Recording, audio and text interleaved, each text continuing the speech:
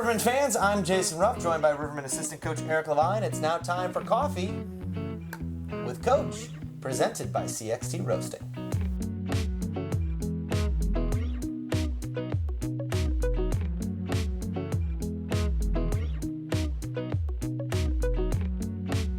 Time for another edition of Coffee with Coach, this time with Rivermen assistant coach Eric Levine. Eric, how has your third year being assistant coach been, with all the travel and all the responsibilities that go with it this year? It's been great. Back for another year. I enjoy what I do tremendously. I have a great passion for the game still. I love coming to the rink every day. It's a treat to get to work with these guys. And, every year is so different, right? So It's my third year. It's certainly a little bit more comfortable in the role of understanding kind of what's expected, trying to take on more responsibility, to just kind of take a little bit off the big man's plate. He's got enough to worry about, and trying to be more diligent with just the stuff kind of away from the rink, with logistics, with player wise, and dealing with paperwork and making sure that kind of the things that need to get done. So it leaves as much time for Guy to worry about hockey, and then also to try to get more acclimated to how we do things systems-wise, to try to be more of a voice to help players out, and just, try to be here to help where I can, and it's just super enjoyable to do it. What aspect of the job do you either know more about or have a better appreciation for in this your third year as assistant coach, as opposed to when you first started getting into it back in the 23-24 season? Yeah, for me personally, just being behind the bench and seeing, how fast he's able to make adjustments. That's kind of the biggest thing you learn in coaching is the first, year you kind of get a sense for how your team operates and how the flow of the game works and how you try to put the right players in the right situations. Knowing your personnel is really important because, as you saw, for instance, last game when, Guy got kicked out and we had 3-4 guys out and your plan that you have pre-game kind of, goes awry. You sort of think on your feet and you sort of say, well, I don't have a full line of forwards and I don't have a full group of defensemen, or something's off with my PK, and knowing who can fill in and kind of plug those holes is important. That's kind of what you really get a feel for your first year, but it's just amazing to be behind the bench and to sort of learn and to watch how fast the adjustments happen for Guy. He's able to see not only what we're doing well, but what the other team does on their forecheck, what the other team does with this or that, and just to those little adjustments, sometimes they make the biggest difference. And the coach that can adjust quickly and sort of get his guys to buy in is usually where you gain an advantage, and that's where it's so impressive to see and to just try to keep learning. Where does that Saturday game in Roanoke rank for you, just in terms of the mental and the coaching challenge of not only managing a bench but also managing lines? Like you said, Jean-Guy Trudel lost for that game after he was sent to the showers. Rivermen lost a number of key personnel. Your game plan that you had going in basically goes up in smoke, and you've got ad hoc lines and combinations and strategies. Where would you rank that game amongst the games that you've been involved with? Certainly that's got maybe a few more surprises than most. Most games are kind of even keel. I would say still the craziest game that I think I've ever been a part of was last year in Pensacola, when we were on the tail end of a 3-3, and we had already lost 3 or 4 guys to injury, and then we had to, we killed off a lot of penalties in this Roanoke game too. Those games are always hard, right? Yeah. Because you're using the same guys over and over, and when you consistently rely on Devine, McChesney, Fox, and those guys to kill penalties, you're with the short lineup on Saturday, right, and you want to get guys in, but then the guys that don't kill penalties basically sat there the whole first period, and so that's kind of hard too, because you understand that they're not as fresh, and you kind of got to get them going, and so you're trying to still find ways to give guys rest that just killed a bunch, but they're some of your best players, and you're still trying to win the game. It's the last game of the weekend, so there's not really anything to save it for, and so there's a lot of surprises that game, but it's fun though. That's, I always tell myself and try to remind myself, it's just a game at the end of the day. It's not life or death, and all you can do is be in the moment, do your best, and try to maintain that level of calmness when there's a lot of chaos going on. And I think our boys did a fantastic job, and came down to, unfortunately, a 5-on-3 that we got called against where we lost the game, but we took it all the way to 55 minutes, and I think did a pretty darn good job of keeping ourselves in that one, and it's the way she goes. Be that kind of like that Zen master behind the bench, right? That goes back to your yoga days, eh? Absolutely. I kept telling the guys, I was like, as much as these games are crazy and you feel like a lot's happening, part of it is you have to sort of I said, you got to enjoy it. You got to embrace that opportunity. Hey, this doesn't happen often. You're usually not playing 3-4 guys short. You're usually not running around with your, like a chicken with your head cut off for 8 straight minutes on the PK. And sometimes you just got to say, hey, this is a great challenge. You can't get too frustrated if your emotions get too high or too low. It's tends for an athlete to not really go well. Yeah. So I try to just be like, hey, let's just do our best here. Let's embrace this. It's a great challenge, and let's see what we have. And the boys really stepped up. Do you still teach yoga or do it in a group setting? For those of you who don't know, this gentleman is one of the best yoga teachers you will ever find. That's a personal recommendation. No, I'm not teaching in the group setting as much. I do a lot with the PYJ here with Guy, so our weeknights are booked, and there's a lot going on here at the Rivermen, but I did build a little studio in my basement. That's kind of where I do a lot of my practice now. So it's more of a personal practice. As much as I love the aspect of the group teaching, I'm pretty busy with a lot of hockey here, which is great, which I love, but the shift has been more to my personal practice, which is still something I rely heavily on. And even on the weekend, we went to a nice hotel, had a great gym, did a couple sessions in there. So really, it can travel anywhere. You can take it anywhere you want, which I enjoy. I want to put a pin in the family thing because this is going to be the show that airs right around Thanksgiving and as well over that week. But I want to talk a little bit about the hockey side. The Rivermen shorthanded a couple players. They're going to be without Jean-Guy Trudel this weekend. Big news, Zack Wilkie coming back to the Peoria Rivermen, if only for a few games. What kind of boost do you think that will be, and why bring Wilkie in now? Well, I mean, anytime you get a chance to bring in, one of the league's best defensemen, who lives right in your backyard, it's going to add a boost. And for those that played with Zach, just the energy he brings and like the amount of competing care that he brings to the team, to the life of the room. It's just sometimes when you add a guy with that pedigree, with that amount of enthusiasm for the game, that can still skate the way he skates, and maybe he's not in the best shape that he's been in, but like he still is on the ice every day. He still coaches. He still loves the game. He's not that far removed. It's only been a couple months, and so I expect he's going to be flying around, and just a little bit of jolt of energy back there is going to be nice. I think we've been talking this year, like our defense, our defensive game as a whole has gone through a little bit up and some ups and downs. We haven't had that dynamic like rush opportunity that we had when we had Wilkes here. You even saw it Saturday night, right? When Iadeli was like rushing up and kind of had that goal. It just the play he made from behind his net to make the head pass to get up to join the rush. Like our D have always been so good at activating up and like joining part of that offense, and we've definitely missed a little bit of that with Wilkes gone. And so just to have him back, it's going to be nice for not only the guys that played with him to say you're bringing back a guy that's a 2-time champion and defenseman of the year, loves the Rivermen, loves the game of hockey, is just going to kind of sell out, do whatever it takes. It'll be nice for the new guys to sort of see that you don't have to be the most in shape. You don't have to have the strategy of X's and O's as dialed in, because Wilkes hasn't been here for a practice yet. Yet you're going to see a guy that's going to lay it all on the line. You're going to see a guy that's going to, every shift he's out there, he's going to compete, he's going to skate, he's going to block shots, he's going to do whatever it takes. Can he play 30 minutes like he used to? Probably not. But we are going to get probably 15 solid minutes of him, and to have his enthusiasm back in the lineup, it's going to be something awesome for our group, and I think a shot in the arm when we need it most right now. The Rivermen locker room's probably about to get a lot louder too, eh? Yeah, we'll have a lot more energy, and again, you always talk about the first 3-4 weeks of the season. You find that the early season adrenaline is there for every player.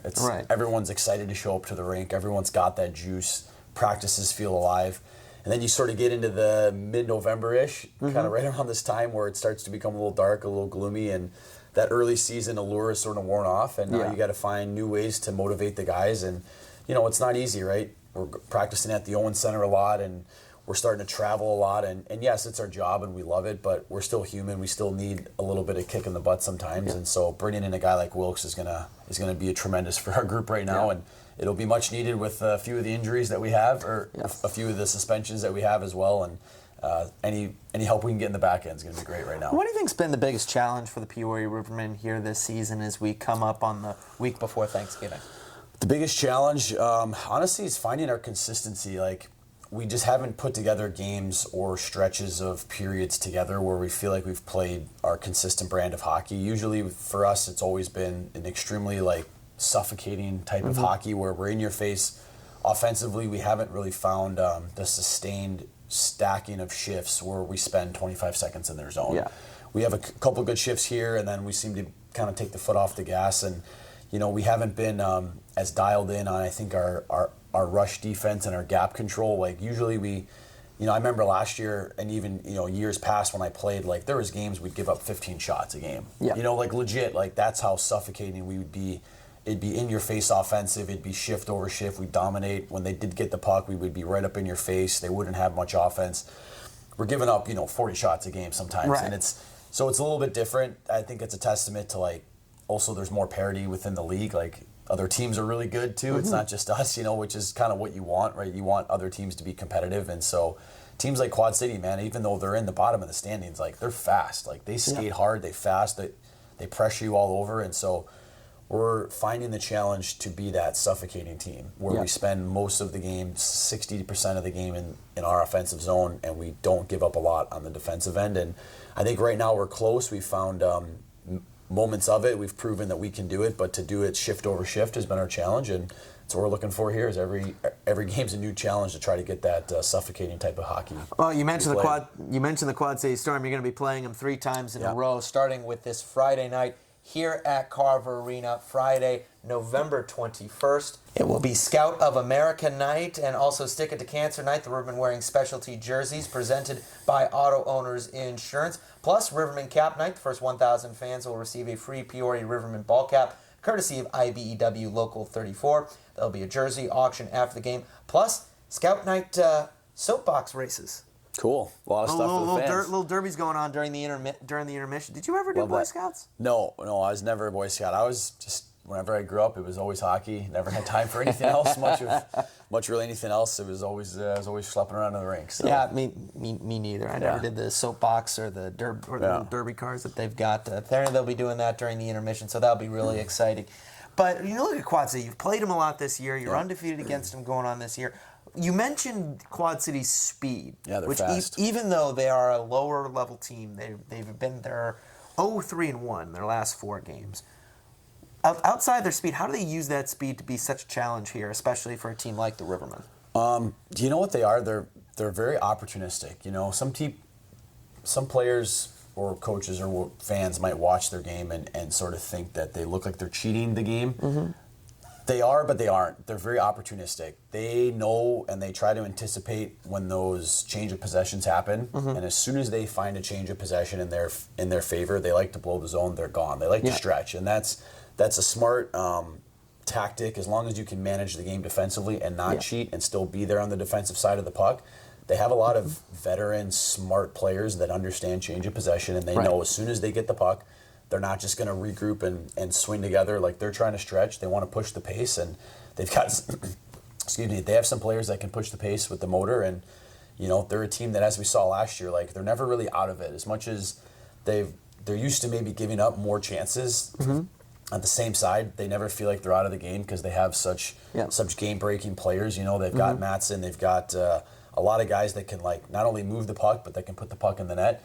So it's one of those, if you kind of lull yourself to sleep and you feel like maybe you're dominating the pace of play, 2 seconds later, if you have 2 turnovers, they're gone. They're going to score on a breakaway or a 2-on-1, and they can turn the tide. So they're an opportunistic team, and I got to give credit. When they made their signing of bringing back Zane Steves, who's a goalie that I played against, I didn't think he was particularly a great goalie when I played against him. He was a young kid, and man, he's been fantastic. Every game he's played against us, he's been by far their best player. He's kept him in games. He's a heck of a goalie. They lost a really good goalie in Moran last year, and kind of wondered how they were going to plug that hole. And got to give credit, man. I've not only seen Steves against us, but watching his games he played in this league this year, he's been a goalie that can steal you games. And so it's like you never are out of it with a goalie like him, and certainly with the opportunistic type of players they have. They're a challenging group for us to deal with, and like you mentioned, their record. Any team at this level or any professional level, when things aren't going your way, early season, like you're still going to push. There's going to be a pushback, right? These teams are still in it. Every player has pride as a professional hockey player, so you can't just look at a team's record and think because they haven't won that they're just going to be an easy game. They're trying to get out of it just as much as we are, and so we got to be ready for for the challenge here, we play them 3 times, and so you play it. It's like a playoff series, right? It's kind of our first playoff series against a team, and yeah, we certainly got to be ready. Yeah, again, this Friday, November 21st, here at Carver Arena, face-off at 7:15 p.m. Again, Scout Night and Stick It to Cancer Night. And then Saturday, November 22nd, will be in Moline, Illinois, 7:10 face-off. SpongeBob night, right? SpongeBob, yeah, there's SpongeBob night. That's what I saw. And then, day before Thanksgiving, on Wednesday, 6:10 p.m. face-off in Moline. Yeah, we've got them 3 in a row. It's it'll be our first kind of real weekday game, playing that Wednesday game, which is nice. I think sometimes I mentioned at this point you need something new to energize, to motivate, just to keep us kind of feeling like we're had that spark. And you play a Wednesday game, you get on the road. I think it's been great to have this many road games. Honestly, to start the year, we've only played 3 games at home here, and we've been on the road, which always brings the team camaraderie up. And you're playing your rival team. They've given us. You can't look at the score of the games because even though like last game we beat them 7-2, they outchanced us, right? It was a close game. If it wasn't for Boston, we weren't winning that game 7-2. And so the scores are deceiving. They don't really tell the full picture. And we've been in competitive games against them, and I expect them to come out really hard on Friday. Absolutely, especially because, like you say, they play that opportunistic style, and you need a good goaltender on that back end, much like Brett Moran was for him last year in order to facilitate that offense and facilitate that type of game. Yeah, it's been, I was looking yesterday at kind of some of the stats. It's been amazing to see it's been the year of the goalie here. There's quite a few goalies that are like above a .925 save percentage. I mean, both of our goalies are above .940. The kid in Pensacola is playing out of his mind. Steve's is keeping him in games. The goalie here in Evansville, you're just getting goaltending all around the league, and so you kind of saw even in Roanoke there, both Rodebush, Clays, Stead. I mean, everyone we've played seems to have a true number one, and we're lucky to have 2 number ones. And you're finding it's not easy to score goals. Scores are a premium to come by, and so you got to work for them. But it's been nice as a former goalie myself. It's actually been kind of cool. I'm like, wow, a lot of goalies are having some really good starts to the year. You don't often see guys above .930 save percentage, and there's a handful of them, so it means the goaltending is really strong in this league this year. So as a goalie, say you magic wand, you get to put the pads on and play for the Rivermen again this year. Yeah. Do you like the idea of, oh my gosh, I'm facing off against another great guy every single night. This is a goaltending year in this league. Yeah. Do you prefer that, or do you prefer to have a league where it's more offensive and you can be easily the number 1 goalie in the league? Which one of those do you prefer? No, you always. For me, it always fired me up to play against another great guy, because it just, as much as it's a team game, you feel like it's a personal challenge. You feel like it's you versus the guy across from you, and you take it upon yourself to say, I'm going to be better than you. And the interesting part about it is, like, some games they're 2-1, right, and you got to make that last save. Some games they're 5-4, and you just got to be a little bit better than the other guy.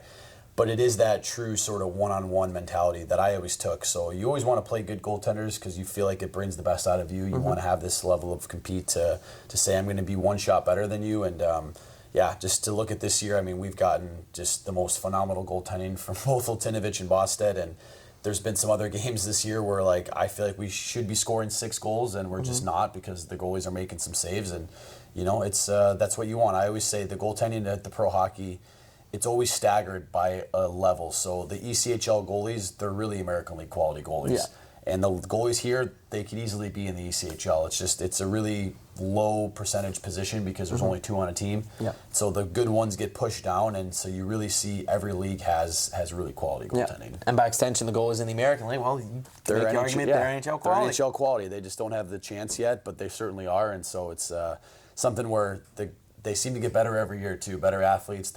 They're skating better. They're doing more in the off season to come prepared. I mean, again, just you even see the growth of Bosted this year. He was a completely different goalie than he was last year, just with a little bit of experience and a little bit of confidence. It's amazing kind of what it can do to you. Well, this is obviously the lead-in to Thanksgiving. Thanksgiving coming up next week. It's obviously always an interesting holiday for hockey fans and for hockey players and coaches and staff, because that's usually a holiday we're all usually working, and especially the Rivermen. We're working the day before and the day after the Thanksgiving holiday. Yeah. I want to bring it back over to you and your family. You've kind of relocated your family central here to Peoria. You got your wonderful wife Ann living here. You guys are expecting a child here in January. Daddy Levy. Yeah. Oh my goodness, that's crazy. It's not crazy because you know what?